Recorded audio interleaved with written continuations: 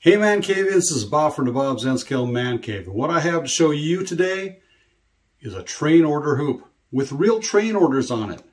We're going to take a look and see what they say right now.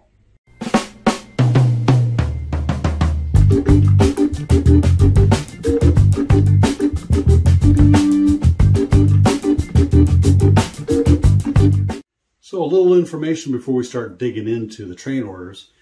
I obtained this from my father. He, had a bunch of antiques that were up in the attic in the garage, and this is not probably a great place for this in the garage, but, I don't know how long it's been there, but anyway, he was cleaning out his brother's personal effects after he passed away, and he lived up there in northern Minnesota near Thief River Falls and Crookston and so forth, and so there was a lot of antiques in his house, and this was one of them. And so he brought this back. I mean, he knew it was a train order hoop, and I looked at it and went, oh my goodness, a train order hoop. I've got to see what's on these orders. And so my dad really didn't know much about where he may have obtained this, but I know my grandmother had worked partially for the railroad a little bit as well. But she was mail service, and there was a lot of stuff you had to do. But anyway, don't know where we got this from or who saved it, but we're going to see what's in it. 58 inches tall. It's got a stick down here and a metal clip in here where you got clips on both sides, so you can use it either direction.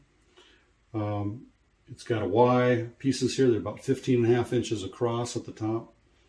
There's a string that is tied with 2 slip knots on either side so that it makes a little loop on the inside, and I'll show you that when I take this apart. And then it's just hung in there up the top and pressed down in there. And when the engineer or the fireman stick their hook out there to grab it, their arm or their, they may have another kind of hook that hooks onto it and clips into the string so it stays attached. They can pull it up and, open it up and read their orders.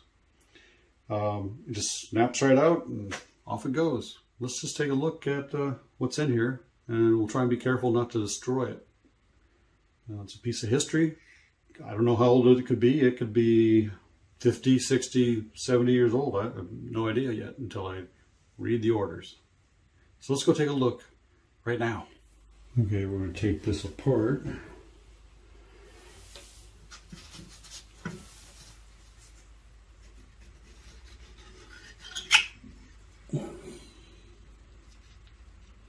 String's kind of worn. Been sitting in there for so long.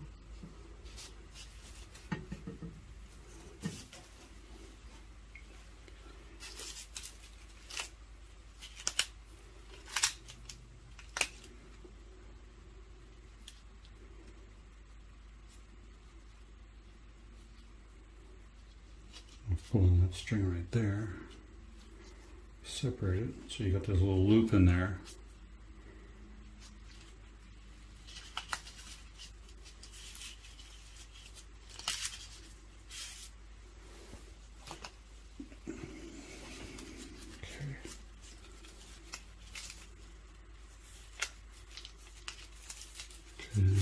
Here's one piece of paper, 2, and a bigger one here. Set these over here. Let's look at this one here. Okay, it looks like Great Northern Railway Company, clearance form A. Kind of faded, but looks like the date is December 12, 63. I'm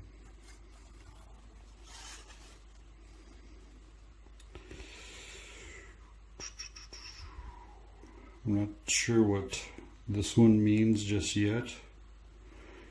But I think what this is trying to say is at Greenbush. Kind of looks like a B and then an S, but I'm not entirely sure. It says, I have one order for your train, number 932. Do not leave before 9:13 something, 9:13 a.m. and then some operator name. I can't quite read that. On the back side, it doesn't really have anything else on here, so that's something to try and figure out what all that says. Let's go with this one here. This is sort of like a rice paper kind of thing.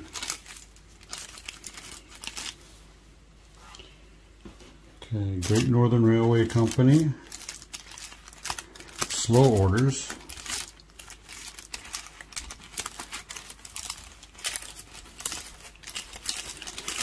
Okay. We have train order number 982, December 12th, 1963, to C&E Extra 654 West at Greenbush. Now that might be something to do with what that one over there is saying. Speed limit is 10 miles an hour over bridge 140.0, about 4.5 miles west of Greenbush. And then it has that person's name. The time was 9:12 a.m. it looks like. Okay. And this is another one. C&E Extra 907 East, September 16th, 1963. At Greenbush. Order 416 is annulled. Engine 907, run extra Greenbush to War Road, then run extra War Road to Red Lake Falls Junction. So War Road, if you don't know, is the end of the line for this spur line. That's up in northern Minnesota, right on the tip of basically the Lake Superior. So pretty interesting. Made something, same person on that, signed that one. So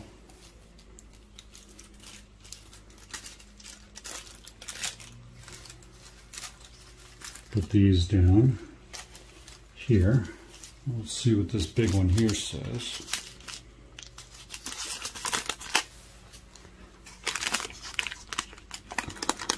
A little bit easier to read.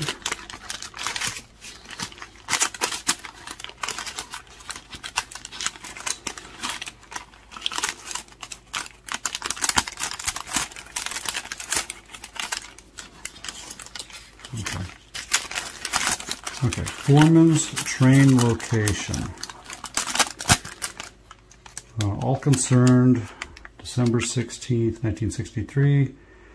From Greenbush between Red Lake Falls and War Road.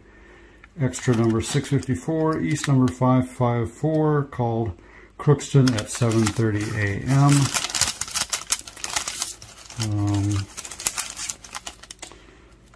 8:11 a.m. for this operator. I'm not sure what the letters is, but A-I-U-I or R-S-E-S, Ariseth, Sirith, something like that. Anyway, interesting thing. Oh, foreman is G. Olson. That might be a relative of mine. Like my grandfather might have been. He might have been signing this. George Olson. This is a little interesting. Okay, let's go to the next one.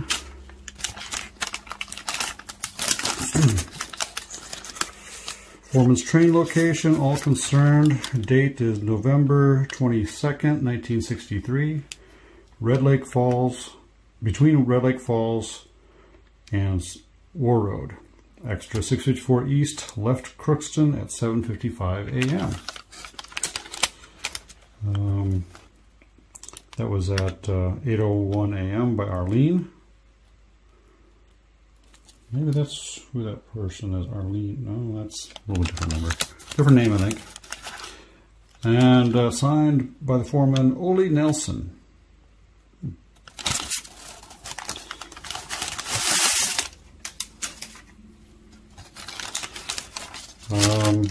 Another one here, saying almost the day before, November 21, 1963.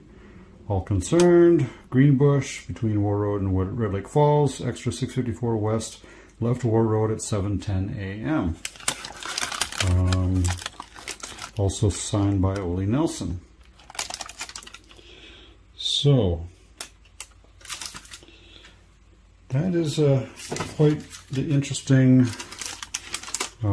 train order there.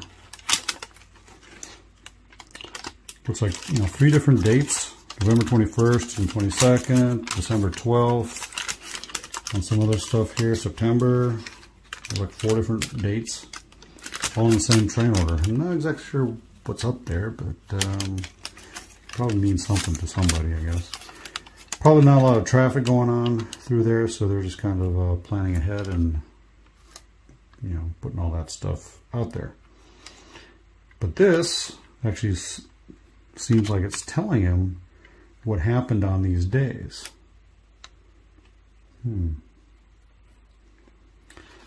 Well, what I'm going to do is I'm going to do some research on this and find out what kind of locomotives that they had up there with number 654 and what was that other one?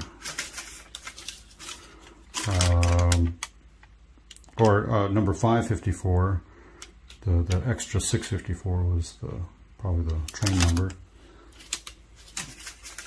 And this one here, same extra 654. Oh, wait a minute. Look at that date. That date is very familiar and famous date in history. I just realized what day this is. This is the date that John F. Kennedy was assassinated in Dallas. Wow.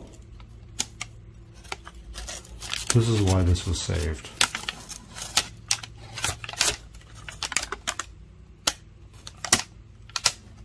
Sure, it was northern Minnesota, but it was the same day. And someone saved this train order. Wow. Well, looks like I have some more research to do, and I'll get back to you on what this all means. A little bit of history and what kind of train and everything else it was.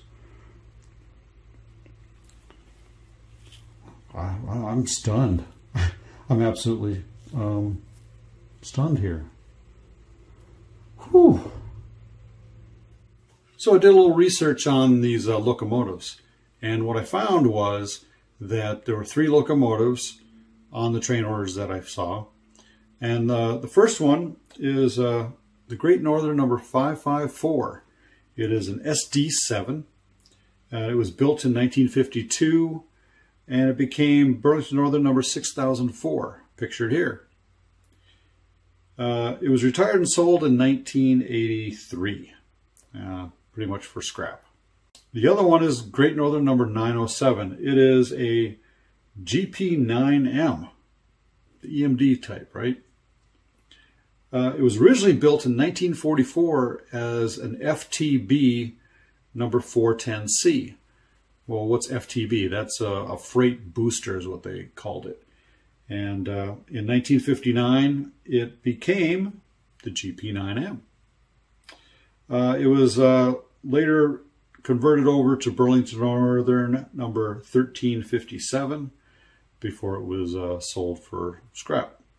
The last one, the one that kind of is the important one to me because of the date that it was doing some work, on November 22nd, 1963, the day John F. Kennedy was assassinated. That one was Great Northern number 654, and that was a GP7, built in March of 1953. Became Burlington Northern number 1554, shown here, and it was sold in 1982 to Colorado and Eastern Railway. All three of these locomotives were basically road switchers, and they just worked this branch line. And there's probably a few others that worked on it too. I just don't have that information.